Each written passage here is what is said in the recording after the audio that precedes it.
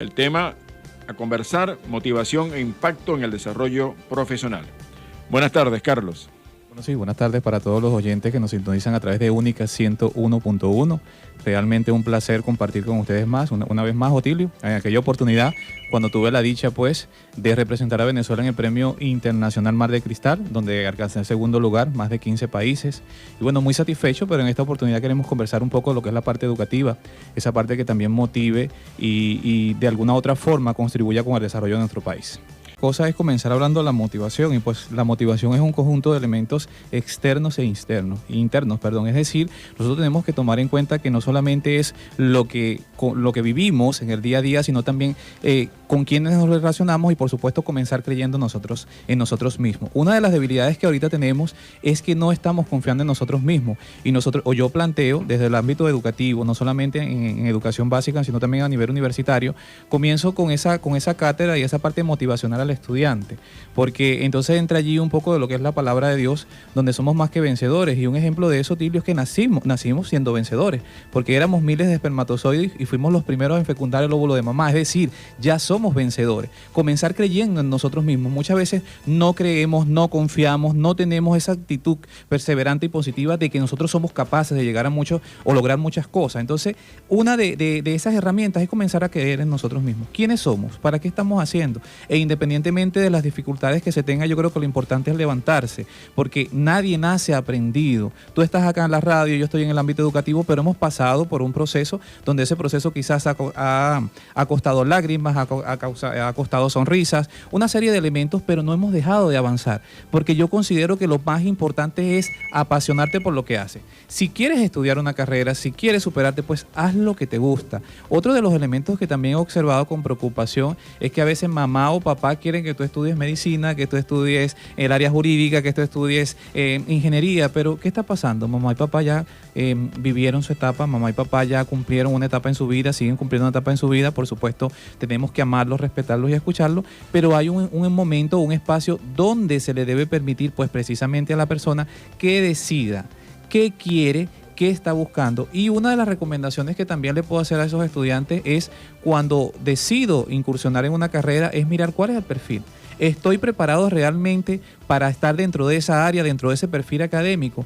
Es preocupante también mirar cómo muchas veces los estudiantes llegamos y le preguntamos, oye, estás en ingeniería en sistemas, pero ¿cuál es tu perfil? O estás en el área de medicina, ¿cuál es tu perfil? Y el muchacho desconoce. Entonces, esto es preocupante. Lo primero que nosotros debemos comenzar es confiar en nosotros mismos y por supuesto seleccionar un área formativa o un área académica de nuestro agrado para poder avanzar de manera progresiva e ir aprendiendo de las experiencias, no solamente las experiencias académicas, sino las experiencias que nosotros podemos adquirir con las relaciones interpersonales, con las personas que nos relacionamos, con las personas que están allí, y de qué manera pues yo ir extrayendo de allí lo bueno, ir desechando lo malo y seguir avanzando para el desarrollo de este país.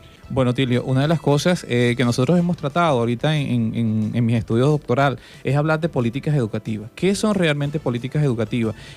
No saliendo del carril o no enmarcando para caer en una diatriba o un dilema, pues muchas veces las políticas que se están aplicando son políticas partidistas que salen de las realidades de lo que son las verdaderas políticas educativas, donde nosotros tenemos que entender que hay una educación formal y una educación no formal, y esa educación no formal, por supuesto, viene desde casa, con valores, con principios, con una serie de elementos, y la educación formal que está, pues, que la imparten las escuelas, los liceos, las universidades. Pero ¿qué está sucediendo, Tilio? Muchas personas desconocen que la sociedad en conjunto debe trabajar esta educación no formal, y allí forma parte la protección de niño, niña, adolescente, la parte cultural, la parte religiosa, toda esa serie de elementos que juegan pues y que engranan de manera perfecta para que ese niño pueda ir avanzando dentro de su desarrollo. No es solamente papá, no es solamente mamá. A veces vemos con preocupación que no hay esa orientación, que no hay esa motivación. Entonces toca planificar dentro del área de salud, dentro del área educativa, dentro del área social, cada uno de esos elementos: fiscalía, protección de niños y adolescentes, defensoría del pueblo,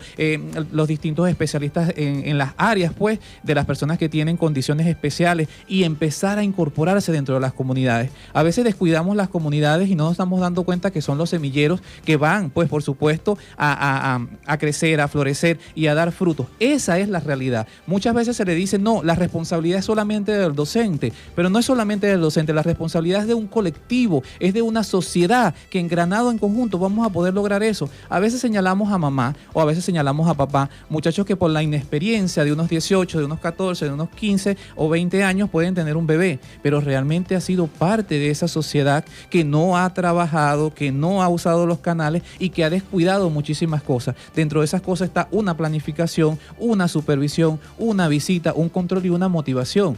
Es preocupante, aunque nos digreguemos un poquito del tema, cómo mirar que los centros de salud están colocando aparatos anticonceptivos a niñas de 14, 15 y 20 años. Entonces, ¿qué estamos haciendo, Tilio? Estamos motivando a que las niñas puedan tener relaciones sexuales sin estar maduras emocionalmente para realizar este tipo de actividades. Pues entonces nos estamos preguntando o toca, digamos, replanificar, toca autoevaluarnos, que es esa palabra que siempre la digo, autoevaluarse. Realmente lo que estamos aplicando es lo correcto. Entonces, muchas veces decimos, no, es culpa de la parte educativa, es culpa de las políticas educativas. No, pero las políticas educativas engranan una serie de elementos que forman parte de todo el contexto social. Que existe un gran desequilibrio en esa parte formativa y de capacitación. Nosotros en los consejos comunales, a pesar de que estamos hablando del ámbito educativo, pues tenemos que tener muchísimos cuidados. Viene una reestructuración pues precisamente para estas vocerías y tenemos que entender que cada vocero debe cumplir con un perfil. Lamentablemente no entendemos eso, Tilio. Lamentablemente viene y dice alguien, yo me postulo por la parte de niño, niña, adolescente.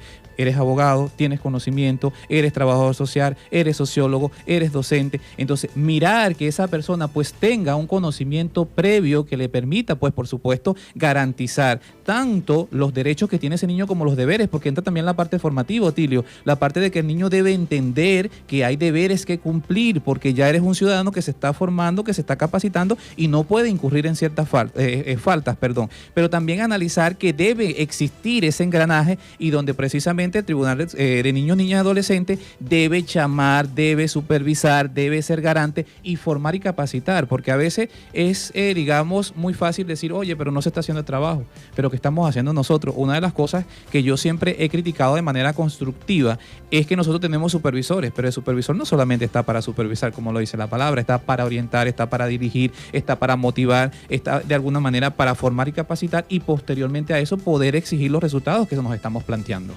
No existen los antivalores, sino que no se aplican valores. Porque no hay algo que te conlleve a ti, no. Lo que pasa es que dentro del sistema educativo, dentro de la parte familiar, deben reforzarse la aplicación de ciertos valores que se han dejado de lado.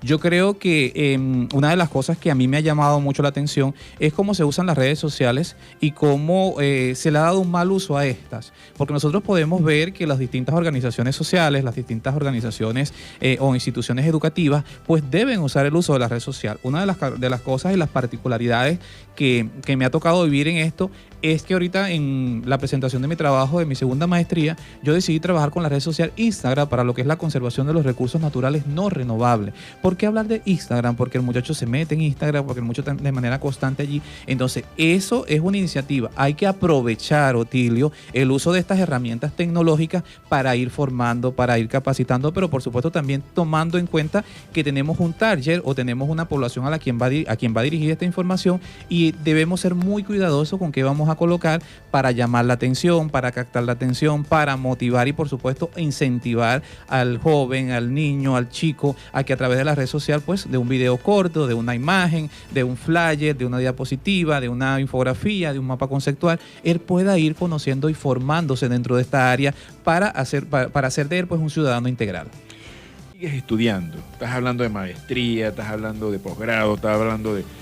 Me imagino que te la pasas estudiando y leyendo, vas a tener que asistir nuevamente a una aula de clase, vas a tener que estar metido otra vez frente a una computadora investigando, vas a tener que seguir trasnochándote, desvelándote. ¿Por qué hacer eso? ¿Tienes motivación? ¿Y qué es la motivación para esos jóvenes que tal vez, más allá de la teoría, necesitan de una manera más sencilla entender qué es la motivación? Bueno, Tilio, una de las cosas que me llama mucho la atención, y por ahí está una amiga que precisamente esta semana mayor no tengo vacaciones, estoy full montado con lo que es la parte digamos, de mis estudios doctorales. Y entonces no voy a la playa, estoy allí leyendo, estoy allí. ¿Qué está sucediendo, Tilio? Nosotros debemos de comenzar, pues una amiga está enmarcada en esa línea de investigación, su tesis doctoral, en el emprendimiento, pero emprender desde el conocimiento, Tilio. A veces el estudiante, el muchacho es formado para ser un empleado. No es formado para ser un empleador. Yo siempre converso con mis estudiantes y le hago la salvedad. Te graduaste en ingeniería, pues piensa en tener tu propia empresa. Pero no se le dice esto al muchacho. ¿Para qué estudiar? ¿Por qué voy a estudiar si voy a terminar en unos chinos? ¿Por qué voy a estudiar si no me va a alcanzar el salario? Pero ¿por qué no estudiar para trabajar, por supuesto, en una institución pública? Porque es necesario contribuir con el desarrollo de nuestro país, porque mientras que estemos en Venezuela es necesario, escúchese bien, contribuir con el desarrollo de nuestro país y, por supuesto, emprender, Otilio. Es decir, tener, pues, por supuesto, yo también mi manera de ser mi propio jefe, de ser esa persona que puede seguir creciendo, que puede seguir avanzando y, sobre todo, Otilio, una de las cosas que yo he trabajado mucho es establecer la marca personal. Uno tiene y debe vender una marca personal. ¿Y cuál es la marca personal? Pues lo que nos caracteriza, lo que simboliza, lo que es Carlos Sánchez, lo que es Otilio, y donde todas las personas, pues, de alguna u otra manera van a querer trabajar, compartir, interactuar y aprender de allí. ¿Por qué estudiar? Otilio, una de las cosas que yo veo con preocupación es que la gente no entiende que en el estudio está el poder. Cuando tienes conocimiento, hay poder. Entonces, ¿qué sucede? Muchas personas dicen, ¿para qué voy a seguir estudiando? Si no estudias, no hay poder. Una de las cosas que yo me estoy planteando ahorita en mi tesis doctoral, pues, es la parte investigativa, desde lo ontoepistémico. ¿Por qué desde lo ontoepistémico? Porque nosotros tenemos que entender que debemos conocernos como ser humano. ¿Qué busco? ¿Qué percibo? ¿Cuáles mis realidades? ¿Por qué estoy aquí? ¿Para qué fui creado? Y por supuesto del epistemológico, que es la ciencia que estudia el conocimiento. ¿En qué me baso para hacer eso? Entonces, se debe comenzar hablando, conversando. Yo tengo una particularidad que es que he trabajado en todos los niveles o modalidad, a diferencia de educación inicial, porque nosotros los hombres no trabajamos en el área de educación inicial. Sin embargo, he trabajado con básica, he trabajado a nivel del liceo y estoy trabajando a nivel universitario. Yo converso con mis estudiantes de quinto grado. Yo converso mucho con mis estudiantes de quinto grado y le digo, ¿por qué debes hacer esto? ¿Para qué debes hacer esto? Cuando llegues al liceo ya no tendrás un solo docente, sino van a ser varios docentes. Y una de las cosas que veo con preocupación, Otilio, es que la comunicación se ha perdido.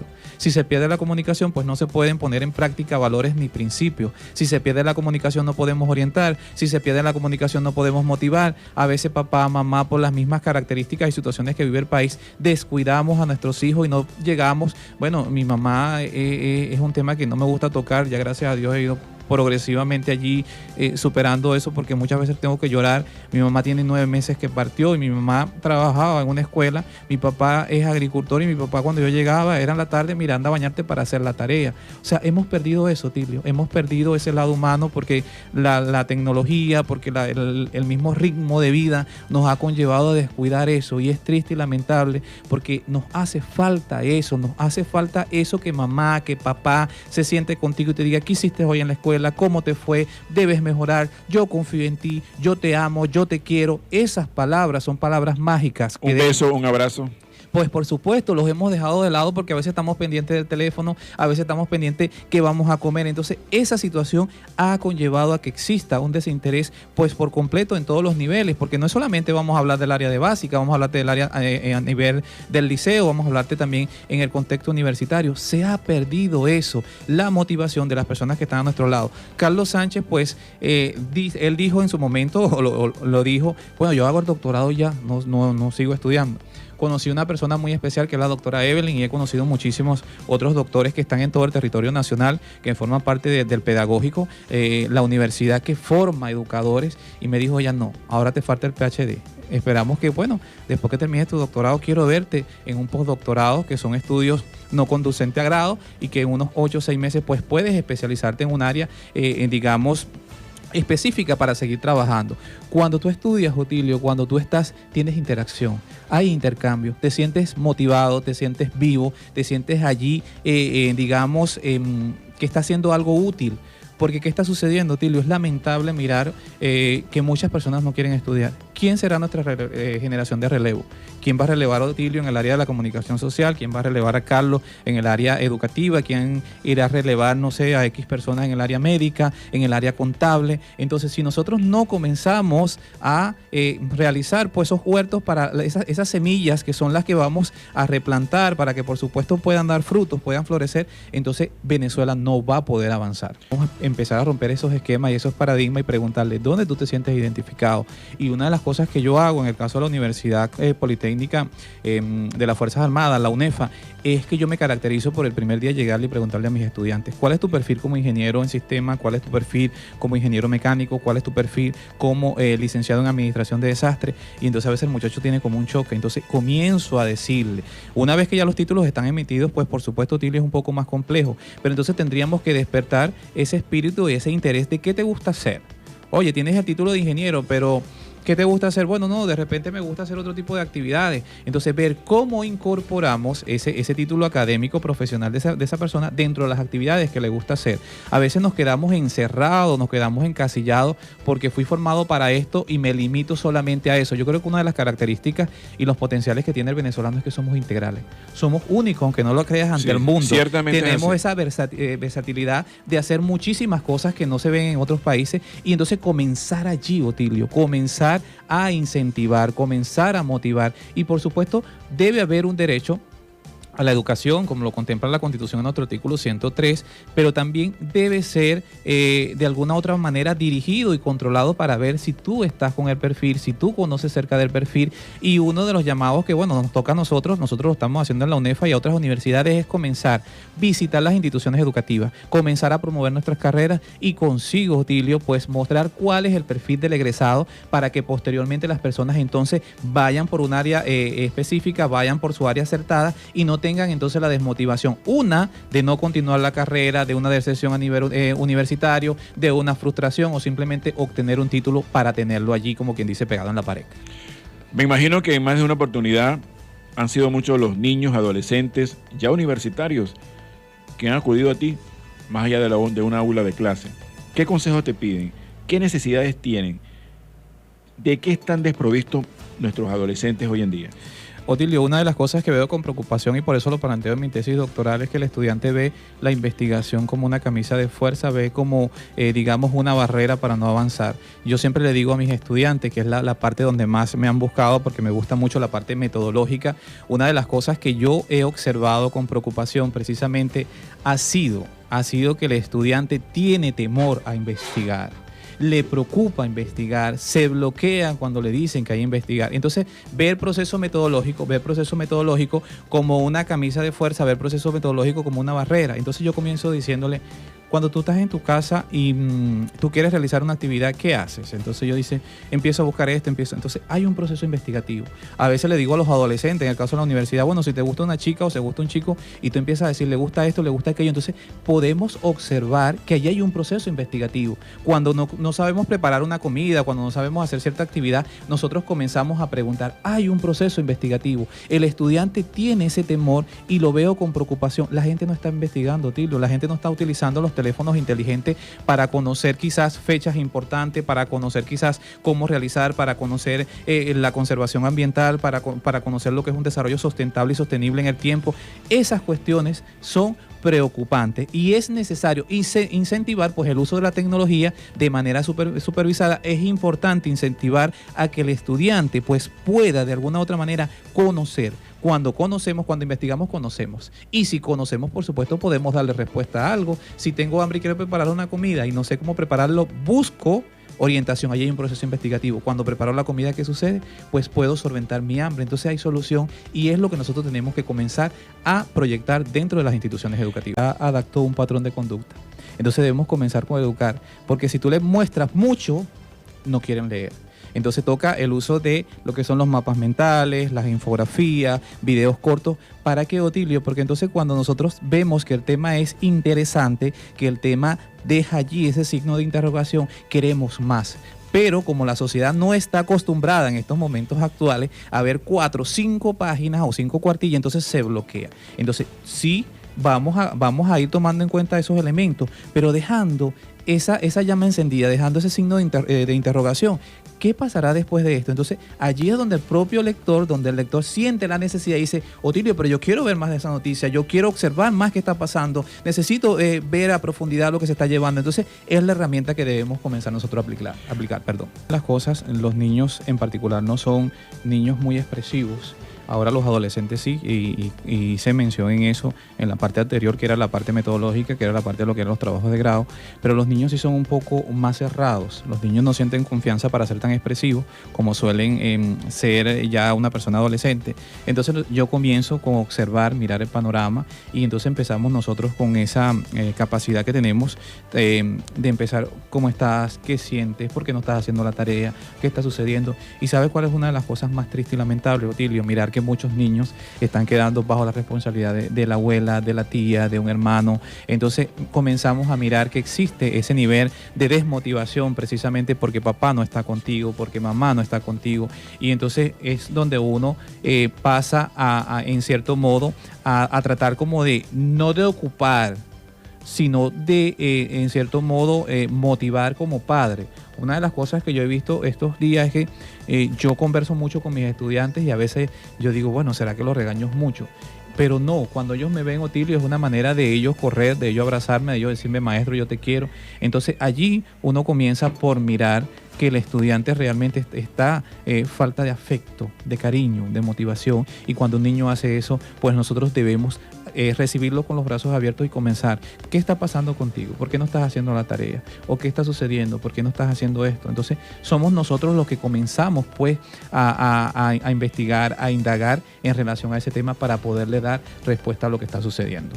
Otilio, nada es bueno, nada es malo. Carlos Sánchez parte de eso. Cuando vio clase en la UDO con un sociólogo, yo me decía que nada era bueno ni nada era malo. Todo depende de cómo nosotros le demos el uso. Creo que Dios fue tan maravilloso que creó todo de forma perfecta. Hemos sido nosotros los seres humanos los que no hemos entendido de qué manera utilizar esos recursos que tenemos para brillar nosotros y hacer brillar a otros. Entonces creo que lo importante es la supervisión, lo importante es de manera general, de manera englobada y engranada, comenzar a trabajar por la formación, por la capacitación, por la puesta en práctica de valores y por supuesto por la motivación, y hacer entender que a la población, a los niños, a los jóvenes, a los adultos, como te lo dije al inicio del programa, que somos más que vencedores, porque desde ese momento que fecundamos el óvulo de mamá, cuando éramos miles de espermatozoides, ya nos hace ganar la primera batalla. Si ganamos la primera batalla, Otilio, imagínate que no teníamos la capacidad de discernir, la capacidad de caminar, de correr, ¿por qué no hacerlo ahora? El tiempo de Dios es perfecto. Yo creo que lo importante es comenzar a hacer algo diferente. Si queremos marcar la diferencia, comienza por hacer algo diferente.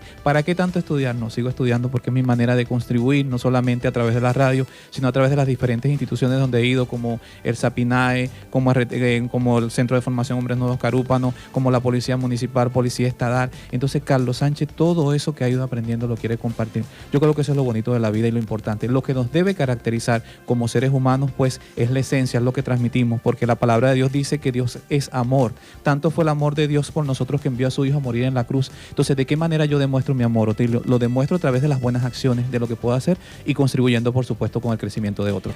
Yo digo que esa es una de las cosas que debemos recapacitar, debemos reflexionar, y hoy Otilio, hoy Carlos Sánchez, pues marcan una pauta importante en el desarrollo social de Carúpano, del eje de Paria, de toda Venezuela, y yo creo que eso es lo importante, levantarse todos los días, agradecer a Dios y dejar de quejarnos tanto, porque Venezuela es un país bello, un país hermoso que tiene características únicas. Yo los invito a quedarse en Venezuela, yo los invito a seguirse formando en Venezuela y los invito a la reconstrucción de nuestro bello país con valores y principios y a través de políticas educativas acertadas que garanticen la formación integral de los ciudadanos.